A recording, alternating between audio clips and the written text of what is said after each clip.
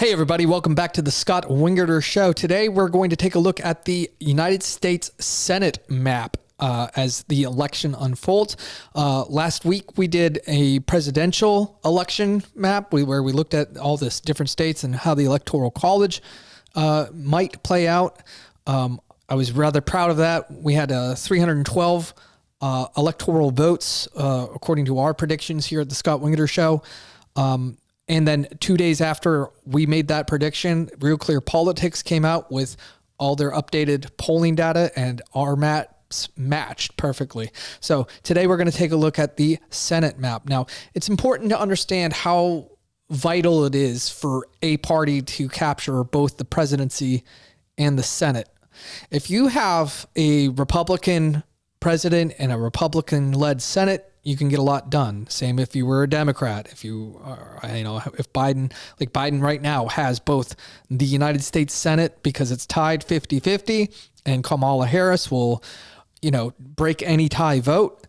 Joe Biden then gets to, for example, if we were going to have a Supreme Court justice, let's say Elena Kagan, let's say she steps down, or, there's actually a lot of pressure on Justice Sotomayor to step down now because she's like in her late 60s, and this might be a chance to replace one of the three democratically appointed justices on the court. What people are really scared of is they don't want to have a situation like we had, back when Ruth Bader Ginsburg was still a justice and Donald Trump was president, and she's holding on for dear life, basically, to keep that Democratic seat on the Supreme Court. A lot of Democrats don't want that situation to unfold, so making sure that they have the Senate is going to be essential to any plan like that. They also obviously have to keep the presidency, but if you can't do that, if you're scared that you're going to do that, Sotomayor might step down right now, and then Joe Biden can, name a new liberal justice, and then the United States Senate could take that up because it's in control of the Democrats. Okay, so you remember back in 2016, Obama was president, and then Justice Scalia passed away all of a sudden. So Obama tried to appoint Merrick Garland, which is our current attorney general, to fill that seat. And Mitch McConnell was like, no, we're not going to do that. Refused to take up Merrick Garland in a vote on the Senate. And so then Trump won, and we didn't get Merrick Garland, and instead we got Neil Gorsuch to replace Scalia's seat. So there's a lot of gamemanship that goes into, how the Senate works, right? There's a lot that goes into it. And so the Senate becomes a lot more important because of their ability constitutionally to appoint Supreme Court justices and approve them under the advice and consent clause. There's the treaties, there's, the entire cabinet. So it becomes really important in a lot of ways. And, it was intended to do this a lot more important, if you will, to the overall functioning of government than, say, the House of Representatives. Not that the House doesn't have any importance, but that the Senate has a lot more as that elder statesman body to how the United States is going to be doing and conducting itself as a government. So let's go ahead and take a look at what we are talking about today. So here we have our map, and I have taken out all of the close races that I think are somewhat competitive, even though this map, I think, I'm going to fill it in, and I'm going to try to be fair here.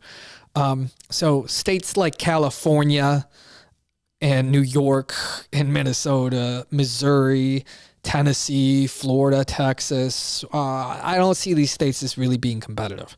And so I've just literally when you load the page on 270 to win, it automatically comes up as either red or blue, depending on the state. So Ted Cruz is not going to lose Texas. He's up 6 points right now in the polls, as an example. So that's a red state.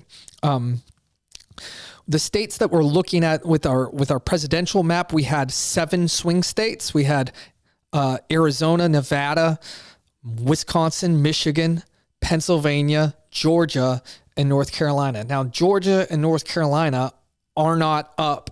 The senators from those states are not running this time. Remember, 1/3 of the entire U.S. Senate of 100 senators, each state gets 2 senators. So 1/3 of the Senate is up for re-election every 2 years, right? And so sometimes you're going to have states that just don't have a senatorial election this go around. And so North Carolina and Georgia happen to be those states that even though they're swing states in the presidential election, you're not going to have a race this go around. But we do have 7 swing states on this map here. And we're going to take them one by one. So we have Arizona, Nevada, Montana, Wisconsin, Michigan, Ohio, Pennsylvania, and Maryland. Now, a lot of these swing states are also swing states in the presidential election. So we're talking Arizona, Nevada, Wisconsin, Michigan, Pennsylvania. And so, while Maryland's not going to vote for Donald Trump, all right, in the Electoral College. That's not happening. But Maryland is a swing state in terms of our Senate map. So this will be interesting how this unfolds. So both maps have 7 swing states that we're going to be paying attention to as this race goes on. But they're different swing states, even though the number is the same. So we have, let's take a look at our polling right now. Here we have Arizona. Where is our friends in Arizona? So you have Kari Lake, who was running as governor in 2020 versus Gallego. And so far, the Democrat is up by 2 points, but that's like I said, a competitive race. So I don't really feel comfortable saying, okay, yeah, with a 2-point margin, that's definitely going to go Republican, or that's definitely going to go Democrat. That's a race that's too close to call. Anything that's within 3 points is probably too close to call. And the factors that are actually going to determine the results of that race haven't shown themselves yet. Donald Trump, like I said, is a huge supporter of Kari Lake. So he's going to be in Arizona because that's a swing state for him. And he's going to have an impact on that down ballot races for sure. Every time he's run, 2016, he had a huge impact on the down ballot races. In 2020, he did as well. And he tends to carry a lot of conservative Republicans across the finish line simply off of his coattails. So I don't know what that's going to look like in 2024, but I'm imagining that it's going to be a benefit for somebody like Kari Lake. Whereas I don't see a Democrat, regardless of what state we're talking about here, wanting to really be anywhere near Biden. I mean, Biden's disapproval rating is pretty high, much higher than Trump's. The direction of the country, it's like almost 60% think that we're like going the wrong way. So it's just not a good idea right now if you're a Democratic candidate for the Senate to, snuggle up real close to Uncle Joe. It's probably going to end up hurting you in the polls. And so if you want to be a United States Senator, I wouldn't recommend doing that. And so they probably won't. So overall, when it comes down to the presidential races in these swing states, I think having Trump and snuggling up next to him is an added benefit for a Republican candidate. Whereas if you're trying to snuggle up to Uncle Joe, it's probably not such a good thing for you to do if you're a Democrat. So we're going to keep Arizona as a swing state, too close to call. Same thing when we go up to Arizona's neighbor here, Nevada. Nevada has, again, it's a swing state just like Arizona. You have the Democratic candidate Rosen, who is the incumbent senator, versus Brown. Rosen is up by 2 points. I'm not comfortable calling a race. Now, there are some other polling out there Rosen is up 6. Rosen is up 9. But this is the latest polls that we have. So if Rosen is actually up only by 2, according to the Hill, then we're going to keep that as a unknown right now. Now, if we go up here, we know that Joe Biden here, we can see his face here, the western edge of Montana. He's definitely sniffing Idaho. We have John Tester, who's running again as the incumbent senator for Montana. Now, Montana, in terms of presidential politics, is a red state. I think Montana's gone red, I believe, every single time. I could be mistaken here, for the Republican candidate since Ronald Reagan, going back to like 1980. So it is definitely a solid red state. However, John Tester has been the senator from Montana since 2007. So he won the 2006 election there in Montana.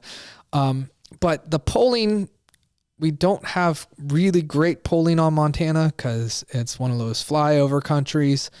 But Montana very well could be one of those states that flips. And it's interesting when you look at it. It's really super easy for the Republicans this go around just because of the nature of what states are up for re-election, and what those senators are. The Democrats are defending Arizona. They're defending Nevada. They're defending Montana. They're defending Wisconsin. They're defending Michigan. They're defending Pennsylvania. They're defending Maryland, and they're defending Ohio. So they have all of these states. What that means is the Republicans start off already. They have 50 Republicans automatically. That's what the current makeup of the United States Senate is, right? So the Democrats have to keep and win every single one of their seats, whereas all it takes for the Senate to flip into Republican hands is for one of those states to flip red. So it's extremely difficult for the Democrats. They have a real tough uphill battle. It's going to be difficult for them to maintain, I think, their majority in the Senate. So again, we don't have enough polling data really to make a call on Montana. So we're going to leave that in the unknown category.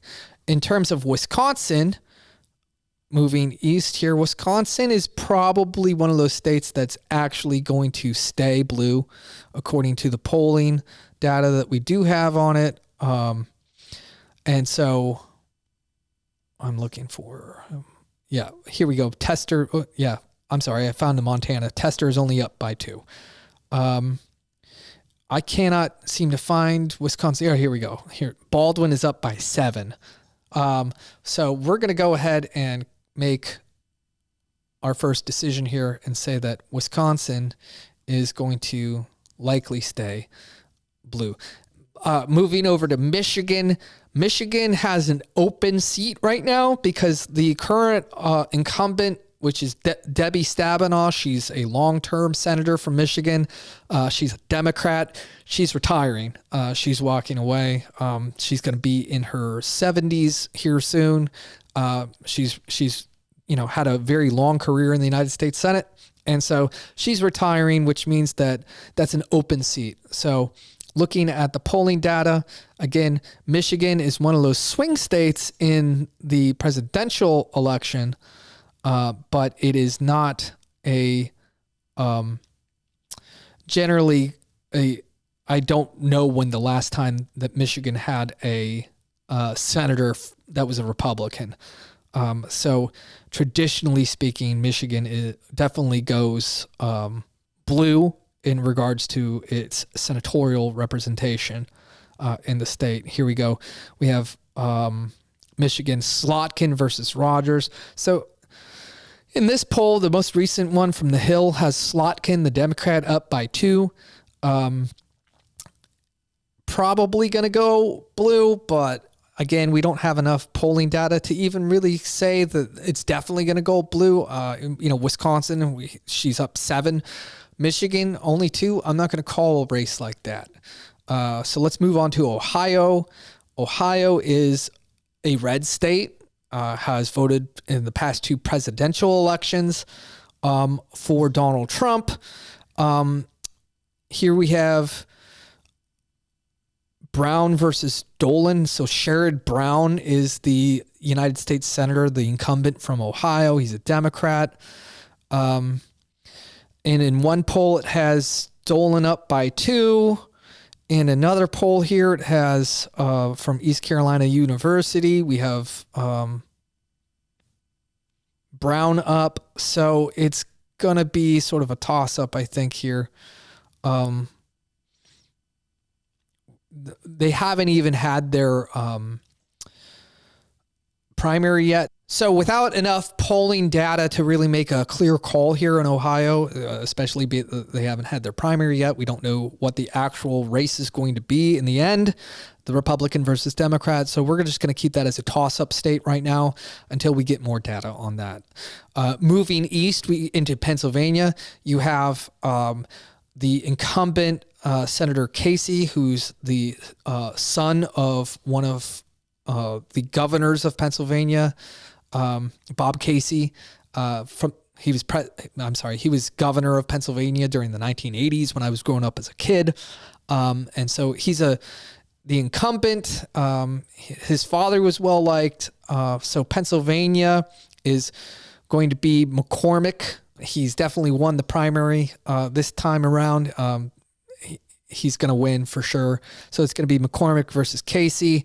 We have McCormick is down by 4 points. Casey's a pretty popular United States senator, kind of a middle of the road guy, but always votes lockstep with the Democrats. So he plays it safe there in Pennsylvania.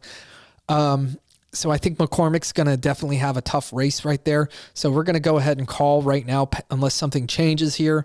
I think this is within reach of McCormick, especially given that he could ride some of the coattails of Trump. But we're going to make Pennsylvania remain a blue state. Now let's finally get to Maryland. Now Maryland, like I said, is traditionally a blue state in terms of their congressional delegation, their representatives in Congress. You have both senators are from Maryland are Democrats, but we have a very successful Republican governor that has now thrown his hat into the ring in Maryland, and he's actually trending in the polls to win this state. Here we go. Hogan. So Larry Hogan versus also Brooks. Hogan is up by 7 points. So if we're going to be fair here and we're talking about, we need to make, Wisconsin blue because, the Democrats are up by 7 there. Well, then I got to be fair in assigning Maryland, at least right now, as a pink state in terms of the Senate race, because according to the information that we have, we know Larry Hogan was able to carry the state as governor, which is a very difficult thing for a Republican to do in Maryland. I've also lived in Maryland for quite some time. 8 years I used to live there. So I'm pretty familiar with Maryland politics as well. So Larry Hogan, I think, can very easily flip Maryland.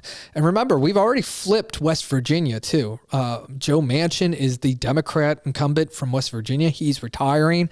And all your pollsters out there have basically said there's absolutely no chance at all of the Democrats keeping with West Virginia. It is going to flip red. Justice is going to be the new senator from West Virginia in 2025. You can take it to the bank. So that being said, even without calling any of these toss-up states here, right now, my prediction is the Republicans already have 51.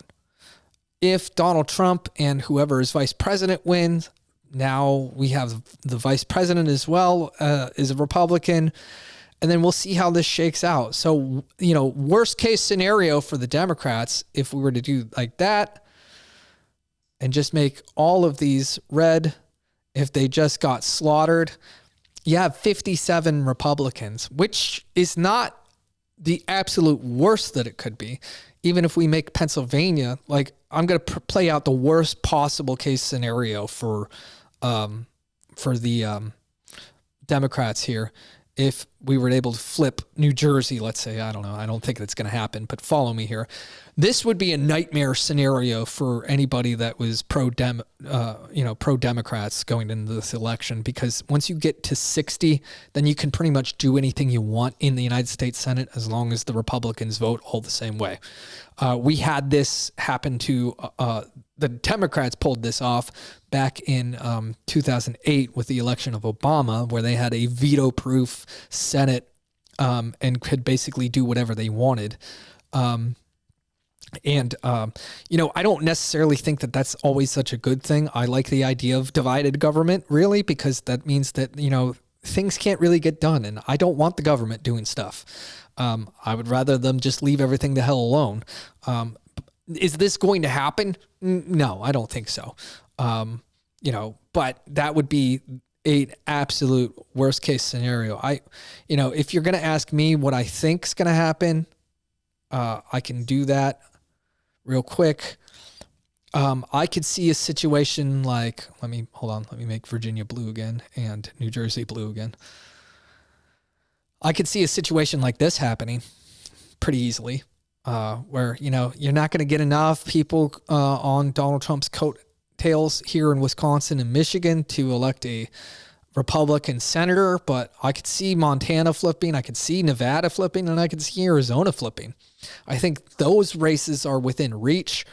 McCormick might be able to pull off Pennsylvania, so you're talking about, I'll give a range here, 54, 55, 56. I think that's well within the abilities of these Republicans to win these seats, but that would probably be my max. I don't see it going that way. What happens if we have a 2022 situation where we think that the Republicans are really going to perform well, but then they kind of, stall out right at the end there and don't do it? Well, let's say all of these states remain blue. Ohio as well. I still think Hogan wins Maryland, but even with all of that, boom, you still have, if the Democrats were able to hold on to Arizona, Nevada, Montana, Wisconsin, Michigan, Ohio, and Pennsylvania, 7 of the 8 swing states, that's